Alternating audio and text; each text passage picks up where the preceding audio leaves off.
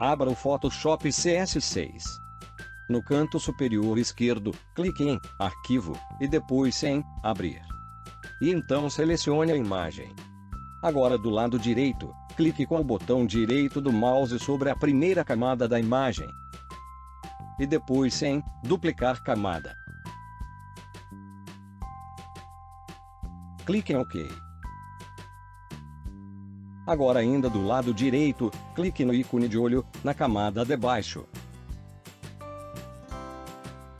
Agora clique na camada superior, apenas para selecionar.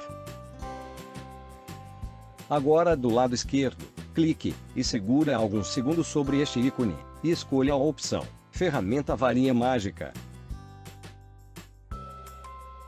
Agora clique na parte da imagem que você quer deixar transparente. Feito isso, aperte a tecla Delete. O fundo ficará transparente como você pode ver na imagem.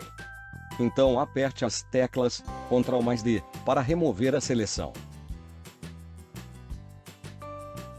Agora clique no menu Arquivo. E depois, Salvar como.